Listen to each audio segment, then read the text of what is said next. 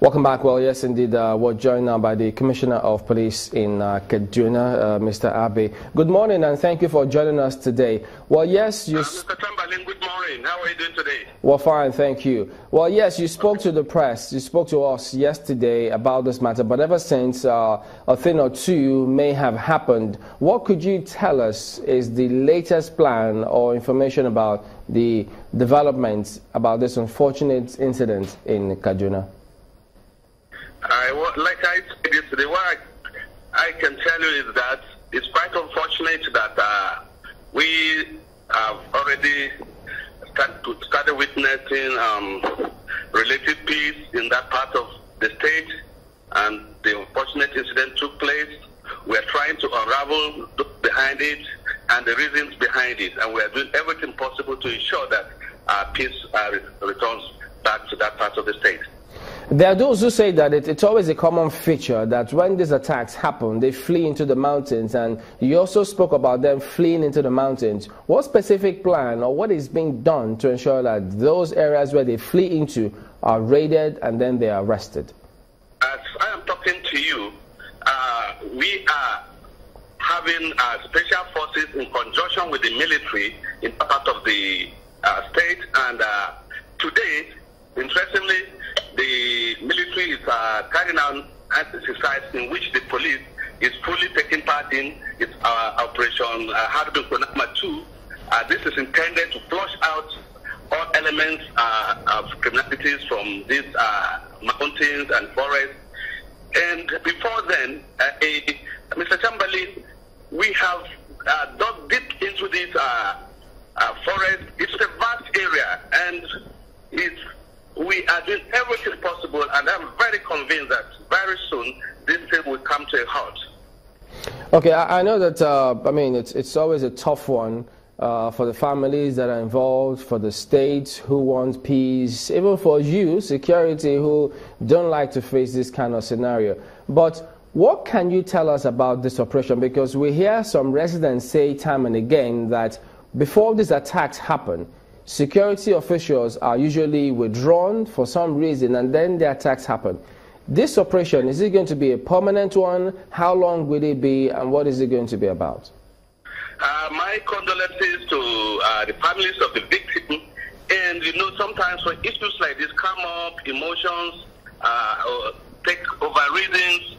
We have seen the commencement of Operation Harmony, and during the Kaduna crisis, we have not drawn any of our forces from that part of the region. We have men embedded at Bakinko, Gidanwaya, Godo, Ninte. You can name it. We have men, they are permanently been there with armored personnel carriers. But Mr. Chamberlain, I want us to get one fact here. Most of these incidences, most of these attacks takes place in this remote settlement, and before we get to the scene, these people do not wait. But I can assure you that we are doing everything possible. Right now, the place this after where the latest incident took place, we have deployment of men, and they're going to remain within that community until we are sure we've been able to take care of the security situation in that area. When you talk about taking care of the situation, security situation in the area, and you have a situation where those little settlements are attacked, and then the people who do that go back into hiding into the villages, or should I say into the forest now, are you chasing them into the forest? We have special forces now on the ground, and their responsibility under my command is to ensure that we dig deep into this forest and identify the locations of these bandits. But I want you to understand that this area we are speaking about is a very vast area, and we have robust deployment of police, and I believe that we are going to be on top of the situation very soon. There are reports that links, you know, the displacement of the Boko Haram in the northern part of the country to other parts of the north now, and then there's a link between them and the herdsmen, allegedly. Do you see that link?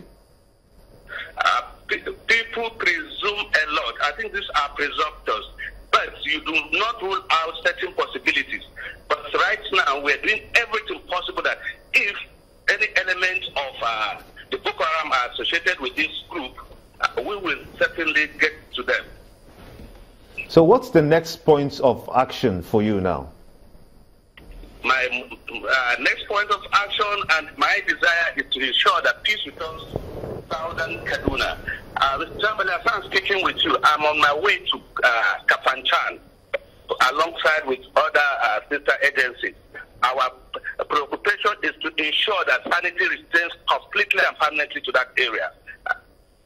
So what would you have residents of Kafanchan and other parts of the states to do to help out in this situation? Honestly, I think I want to thank the people of Kaduna State in particular. We've been receiving tremendous assistance through informations, and they're cooperating, and I know that with their willpower, their resolve to see that peace returns, we are certainly going to achieve that result. All right, then we wish you all the best, and thank you for talking to us today. You're welcome. Thank you so much, and I wish you the best of luck too. All right, then.